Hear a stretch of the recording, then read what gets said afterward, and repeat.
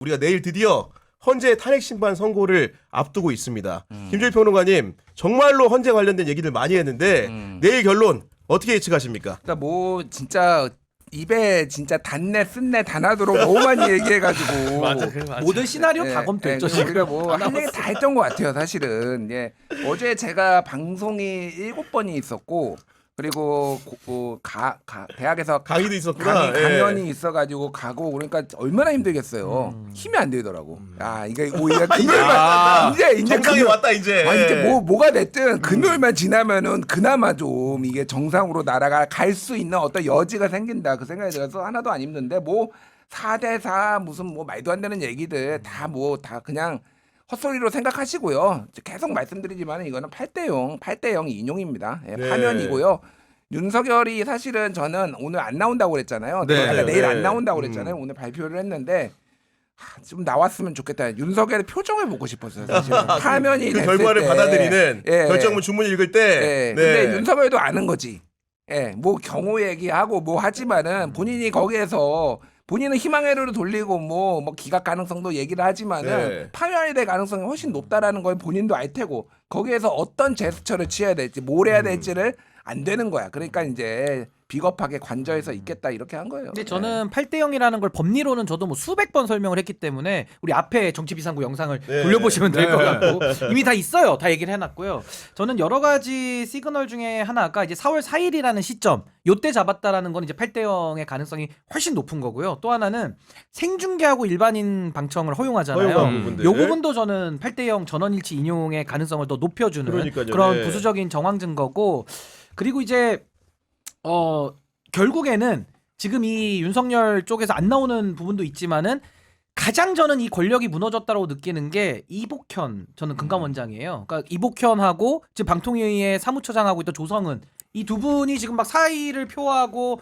막 자기들끼리 뭐 권성동 원내대표는 야 그럼 짐 싸 막 또 이러고 있거든요. 네. 그러니까 이게 돌아온다 기각이다. 그러면 그분들이 왜 그만두겠습니까? 더 좋은 자리 가려고 하겠죠. 지금까지도 윤석열만 바라보면서 윤발하기를 잘 해왔던 살았는데. 사람들이거든요. 네. 근데 이렇게 지금 뭐 다 자기 살 길 찾아서 각자 도생으로 하는 걸 보면 네. 뭐 내일 윤석열 안 나오는 것도 맞지만은 저는 이 권력이 이미 다 붕괴됐다. 그러니까 내부 네. 속살은 다 이미 썩어 문드러져 있다. 이게 이제 내일 헌재에서 파면 선고 8대0 전원일치로 이제 확인이 되는 것뿐이지 이미 저는 권력 기반 거의 무너졌다고 봅니다. 그리고 헌재 그 선고 장면을 생방송하는 것뿐 아니고 그리고 일반인 방청객들이 20명 참여한 것뿐 아니고 또 하나 더 보태서 원래 헌재 재판관들이 출근길에 촬영하는 것을 안 하겠다고 했다가 언론에 어떻게 얘기했냐 출근길에 문답은 안 하겠지만 포토라인을 만들고 사진은 찍게 해주겠다. 선고일날? 이것도 의미심장하지 않습니까? 그러니까 뭐 예전에 이제 2017년에 이정미 헌법재판관 권한대행 이제 소장 권한대행 그때 기억하실지 모르겠는데 헤어롤. 머리에 헤어롤 롤 하고 왔죠. 네. 맞아.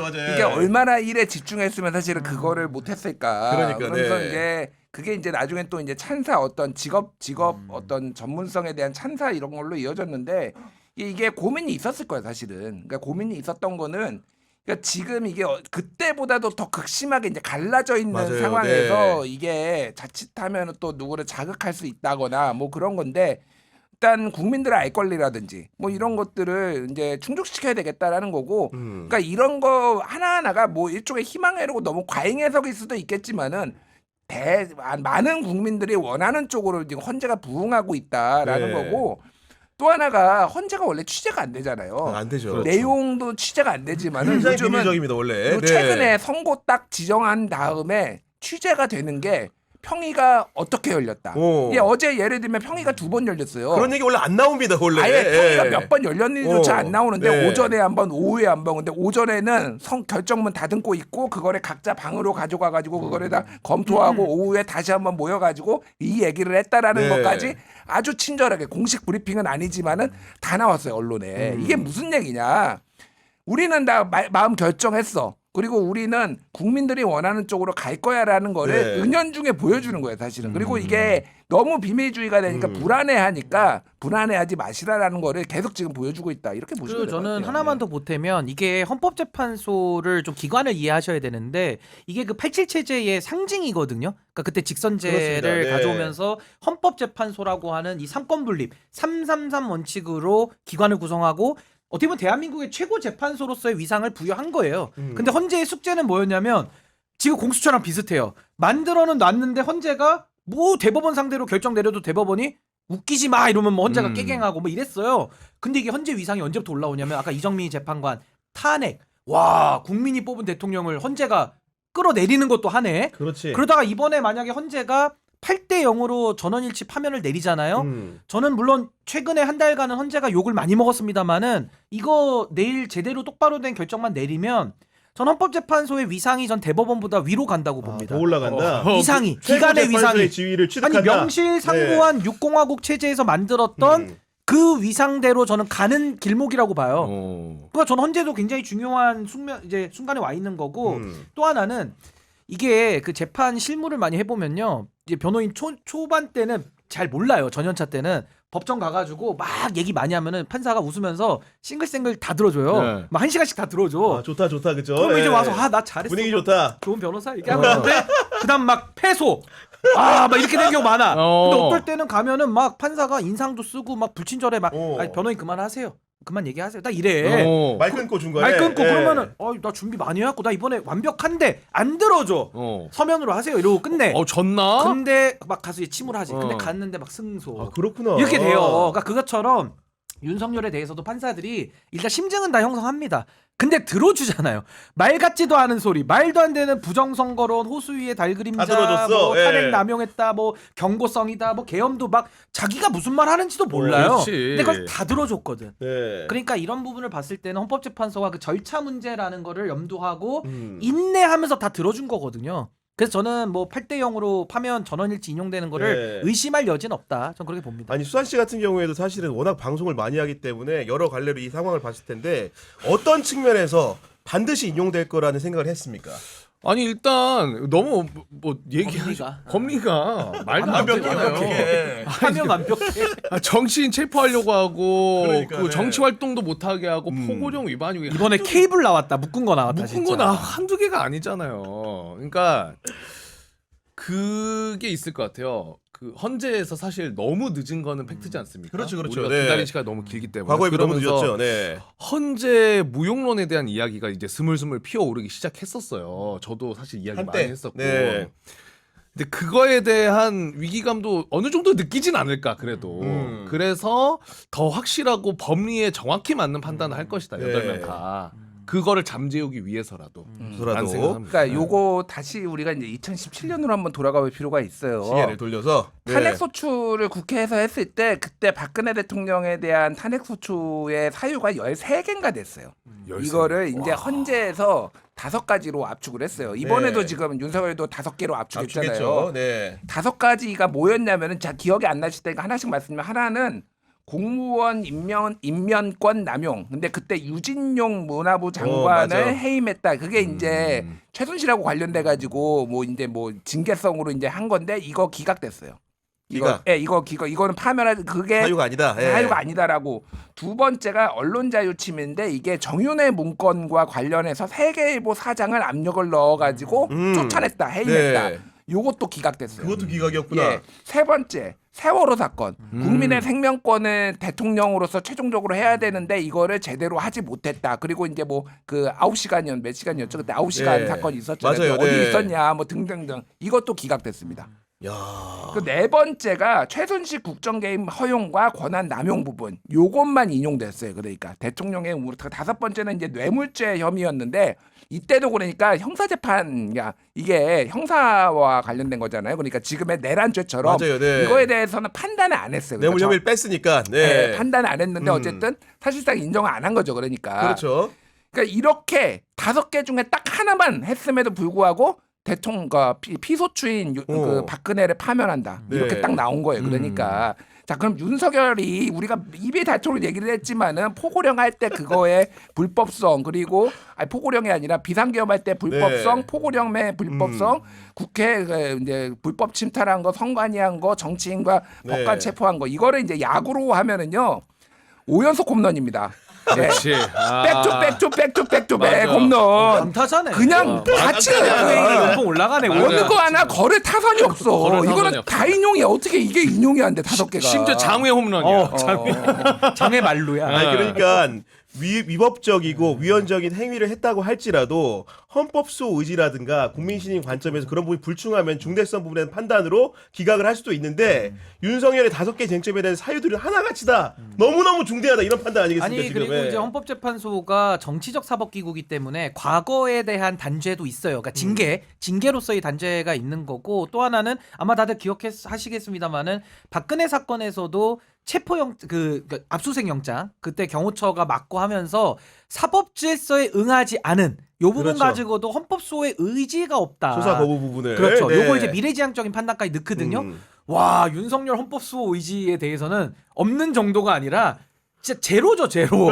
아니 체포영장에 대해 가지고 그렇게 뻗대면서 그 기억나시죠? 한두 명이 갔어 그게 지금? 경찰 막 예. 우르르 가서 잡아왔잖아요. 그것도 고려가 되겠지. 다 아무래도. 고려되죠. 다 고려되죠. 당연하죠. 그래서 예. 이거는 헌법의 수호 의지가 안 보인다. 그래서 다시 직으로 복귀시킬 수 없다. 아마 거기에는 이런 얘기도 쓸 수도 있어요. 또 하나는 친위 쿠데타와 같은 이 내란 행위를 또 한 번 반복할 위험도 있다. 예를 들자면 이거는 그렇죠. 저는 뭐 정계선 재판관 정도의 스탠스라면은 충분히 쓸 수도 적을 있다고 수 봐요. 있다? 예, 네, 적을 수도 있다고 네. 봐요. 그러니까 이 정도로 헌법 수호 의지, 과거, 현재, 미래까지 현재가 다 토탈로 보거든요. 네. 이걸로 보면 뭐로 보나 5가지 아. 사유나 또 헌법수호 의지로 보나 이거는 직으로 돌려보낼 수가 없다. 직이 아니라 집으로 돌려보내. 집으로 돌려보내. 그렇죠. 아니 우리 신인규 대표 얘기 들으니까 어떤 부분이 오히려 궁금해지냐면은 그 만장일치 파면 결정문 중에서 우리가 보충 의견, 쉽게 말하면 개별 의견이 있을 수 있잖아요. 어느 재판관이 그런 개별 의견을 국민들한테 멋들어지게 낼 것인가라는 생각이 좀 드는데 김종일 평론가 보시기에 8명 재판관 중에서 뭔가 좀 이 국민들한테 공감대를 크게 얻을 수 있는 다른 의견을 쓴 사람이 있을까요? 저는 보충 의견은 나올 수도 있다고 봐요. 네. 개인적으로는 이제 이게 좀 헷갈리는데 반대 의견이 있고요. 반대 의견은 말 그대로 이제 반대하는 거고. 예. 보충 의견은 전체의 법정 의견에는 동의를 하나 그 이유를 보충할 때 내는 소수 의견인 맞습니다. 거고 네. 그리고 이제 별개 의견 뭐 이렇게 이제 별개 의견은 진짜로 별개 의견이에요. 그러니까 이게 네. 뭐가 됐든 저는 소수 의견들이 나올 거라고 봅니다. 그러니까 8대 0으로 하지만은 개별적으로 요런 부분이 좀 미흡해서 고려를 해야 된다. 네. 이제 왜냐하면은 이 사람들이 이게 어쨌든 한 달 넘게 이게 최후 변론 이후에 거의 한 달 넘게 갔잖아요. 그렇죠. 그러면은 그 한 달 넘게 간 것에 대해서도 본인들이 이유를 대야 되는 거예요. 뭘 했는지를 내가 지금까지. 그러니까 우리가 네. 뭘 했는지를 약간 왜 이렇게 늦어졌는지. 네, 그 스스로의 그런 것들을 설명도 해줘야 되고 그리고 내가 이렇게 고려를 했지만은 이런 거를 고려를 했음에도 불구하고 파면할 수밖에 없는 이유의 어떤 논리적 정당성을 만들어주기 위해서라도 이 소수 의견들은 몇 개가 나올 것이다 네. 이렇게 보고 아까 전에 이제 헌법소 이제 이거 2017년으로 다시 거슬러 올라가면은 이정미 재판관이 그때 얘기할 때 박근혜를 뭘 얘기를 했냐면은 수사에 협조하겠다라고 했는데 압수수색이 들어오니까 청와대 못 들어오게 막았다. 똑같았어요. 그때. 네, 그래서 헌법 수호 의지가 없다. 요 결론으로 이렇게 갔거든요. 맞아요.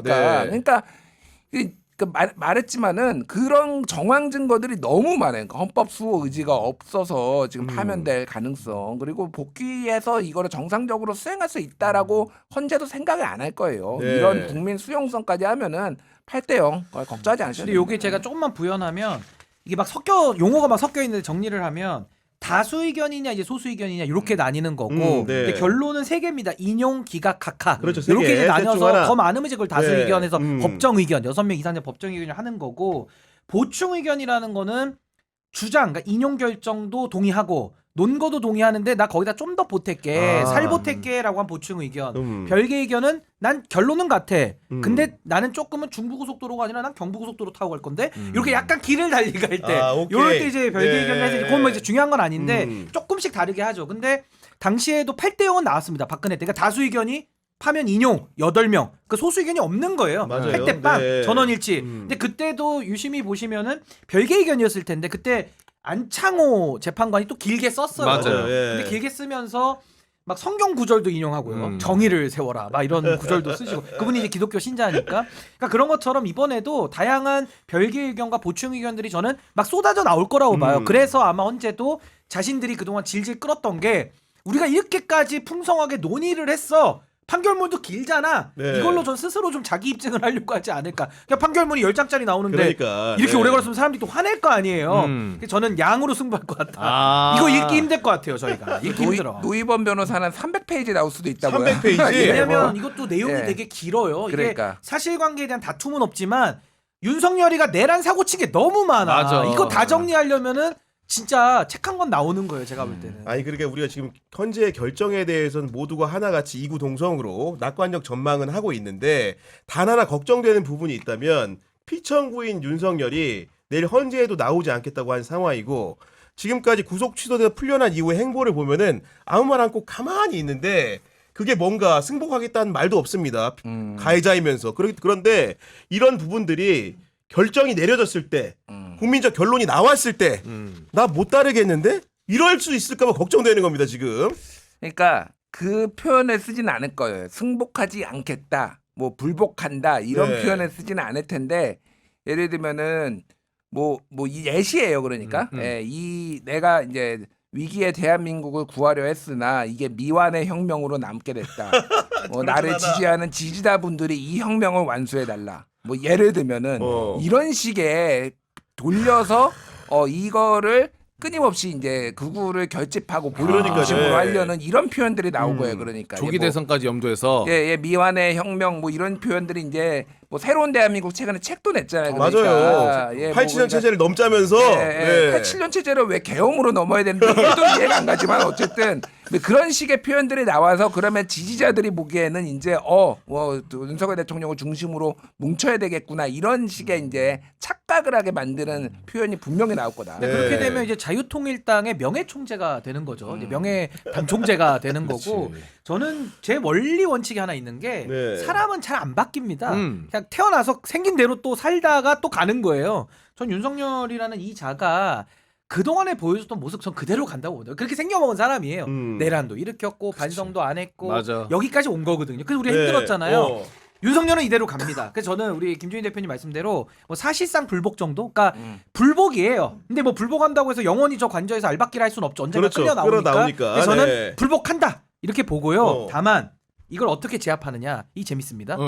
국민의힘 믿고 지금까지 저렇게 까분 거거든요. 윤석열이 그렇지. 국민의힘 믿고 까분 거야. 108석 믿고 까불었어. 근데 이제부터는요. 내일 파면 결정 내려지는 순간 요거 제가 예언합니다.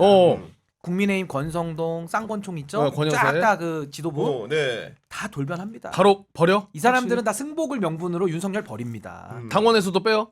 아니 뭐 당원에서도 뭐 열받으면 빼죠. 근데 그건 이제 뭐 뺄지 안 뺄지까지 모르지만 네. 사실상 불복으로 갈 수밖에 없게끔 국민의힘이 정리할 수밖에 없어. 왜? 이것도 제가 농구 하나를 드리자면 국민의힘 사람들이 지금요 윤석열을 앓는 이처럼 빼지도 못하고 밥도 못 먹고 죽겠는 거야 지금. 치료 받아야 되거든요 원래는. 그 임플란트 네. 가야죠. 그러니까, 뽑아 버려야 네. 됩니다. 네. 근데 오히려 헌재가 파면 딱 내려주면 명분이 쓰잖아요. 그러면서 이제 여기서 이제 국민의힘 사람들은 뭐 차기 대권에 욕심 있는 사람 대권 또 나가려고 우르르 쏟아져 나올 거고요.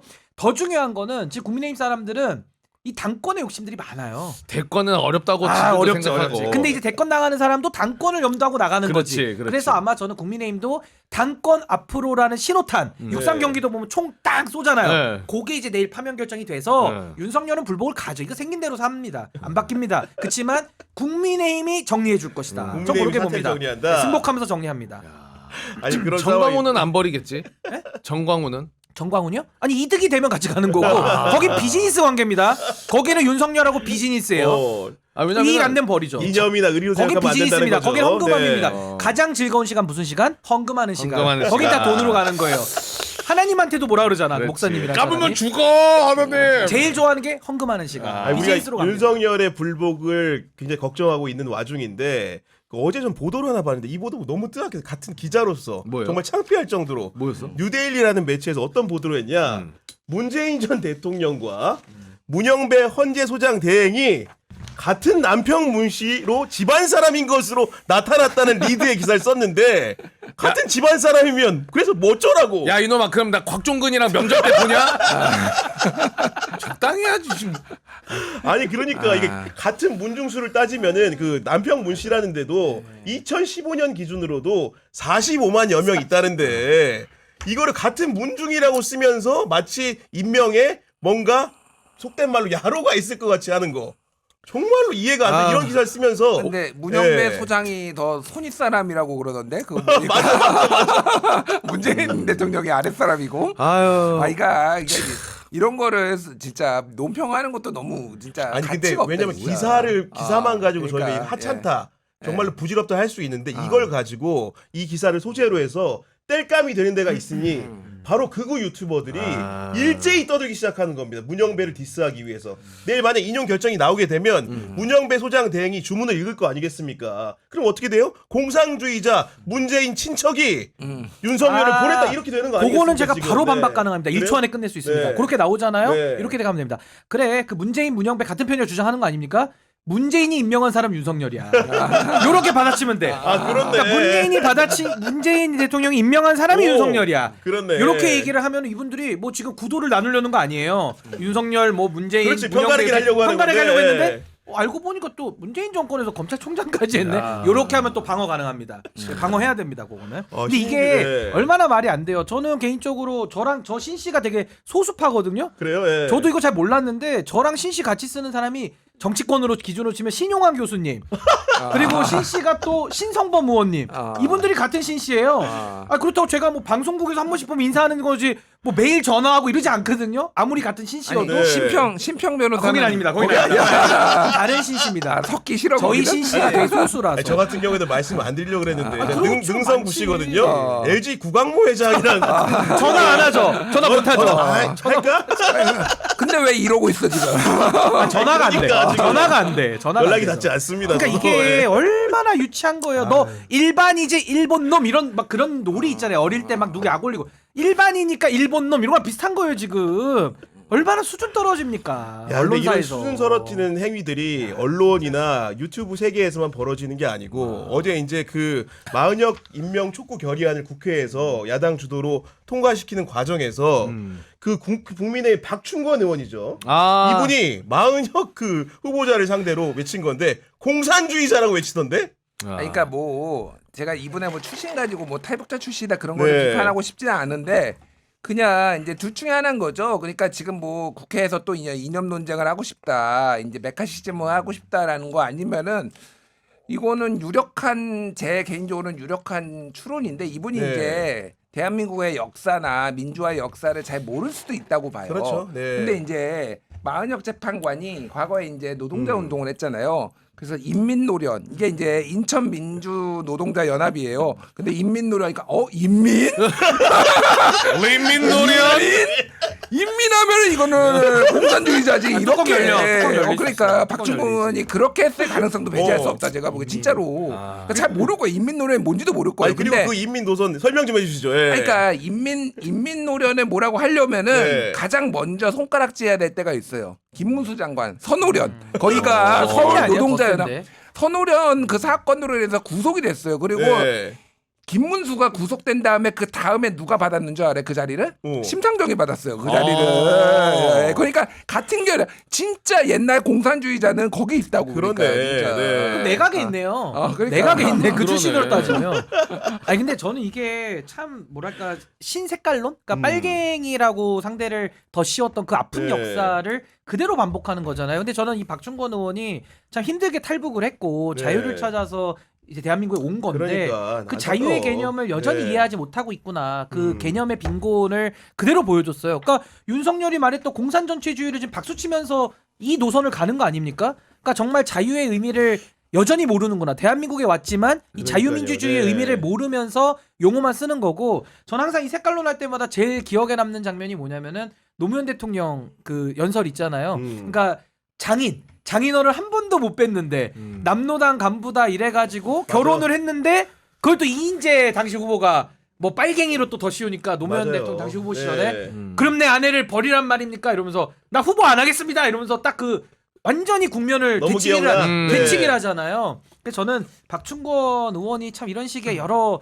이미 다 대한민국에서 지나간 수인데 이걸 아직도 쓴다는 게 좀 너무 안타깝습니다. 근데 뭐 저는 안타까운 마음은 들지도 않고요. 왜냐면은 모르면은 확실한 건 입을 다물고 있으면 돼요. 중간 가죠. 국회의원을 하면 중간 안 가지. 되지. 국회의원도 하면 안 네. 되고 그리고 더 최악은 지금 우리 두 분이 얘기해주신 그런 내용들을 국힘의원들은 분명히 알고 있음에도 불구하고 가만히 방관해. 알려주지도 않고 오히려 부추겨 막 편들어주고. 약간 홍위병처럼 쓰는 그러니까 거예요. 그리고 박충건 의원이 그 공산주의자라고 얘기를 하려면은 그날 권성동한테 하는 게 맞습니다. 이복현한테 어디 우리 수령님이랑 같은 생각을 한다고 감히 뭐 이랬죠. 그게 오히려 공산주의자지. 그런데. 맞잖아요. 대도 하는 소리 하지 마시고. 그러니까 원내 대표가 일단 이름 자체가 좀 선동이잖아요. 음. 너무 선동을 좀 많이 하는 것 같아요. 아 좋다. 당 안에서. 선동을 권하잖아. 그러니까 너무 선동을 좋다. 권해. 그러니까, 네. 쌍권이에요, 쌍권. 계속 네. 권해 두 번씩. 그러니까 맞아. 이게 박충건 의원 이런 식으로 하면요, 국민의힘이 많이 정상이잖아요. 물론 이런 사람 비례대표도 선순위예요. 2번인가 그래요. 네, 맞아요. 이런 사람 공천도 안 줬겠지만은 뭐 공천 잘못했다 치고 이렇게 굴면 맞아요. 말려야죠. 그리고 맞습니다. 당에서 이걸 제재해야 되는데 오히려 부추기잖아. 그러니까. 선동하잖아. 이거 안 될 집안인 네, 거야. 저희 열혈 구독자 뒤집힌 마우스님이 아이고. 내일 우리 모두 마음껏 웃는 날이 되기를 바랍니다 하시면서 슈퍼챗 무려 10만 원을